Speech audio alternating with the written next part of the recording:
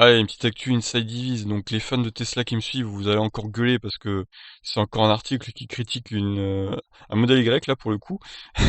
Le modèle Y déçoit encore et encore, les mésaventures continuent sur le modèle Y. Les premiers clients se plaignent de divers problèmes et cette nouvelle trouvaille n'arrange pas les choses. En effet, le suiveur a du mal à évacuer l'eau. Comme le montre la vidéo ci-dessous, l'eau stagne au niveau de la portière arrière gauche. Le propriétaire est obligé d'ouvrir cette porte pour que l'eau puisse s'écouler. Le tweet de Roras date du 1er juillet 2020. Il précise qu'il a essayé de rendre la voiture à Tesla après seulement 3 jours d'utilisation, mais que la compagnie n'a pas accepté. Ah, il était peut-être de mauvaise foi, Hector, hein. C'est pour ça qu'ils n'ont pas, du coup, voulu qu'il lui enfin, le retour de la voiture. Donc voyons cette vidéo de Twitter, hein, qui dure 7 secondes. Alors là, il ouvre sa porte. Oh là, oui d'accord. Ah, c'est trop bizarre ça. Comment ça se fait que l'eau stagne comme ça? On va la revoir, vite fait.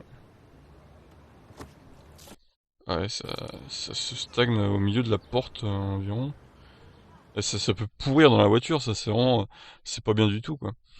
Horace a également déclaré que la voiture avait de multiples autres problèmes, certains sont similaires aux problèmes que nous avons déjà révélés, d'autres semblent nouveaux, comme cette rétention d'eau.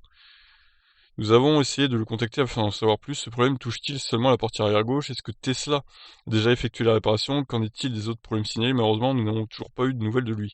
S'il nous contacte, nous rédigerons un deuxième article afin d'éclaircir la situation. Certains utilisateurs de Twitter ont dit à Horace que le problème se situe probablement au niveau du joint de la porte, qui ne serait pas monté correctement. Horace pense tout simplement que la voiture a été construite dans la précipitation, d'où tous les problèmes rencontrés. Ah bah ça c'est peut-être pas idiot, oui. Peut-être que la voiture était un peu bâclée. Comme beaucoup de modèles Y, j'ai l'impression que ils ont beaucoup de problèmes pour l'instant. Donc la plupart des problèmes de la modèle 3 ont été réglés, mais on dirait que tous ces problèmes viennent maintenant sur le modèle Y. Et ouais, c'est pas cool du tout. Et il est pas content, Hector, il est pas content. Bon, bah écoutez, je vous laisse réagir. Qu'en pensez-vous de ce nouveau problème sur la modèle Y? Allez, ciao.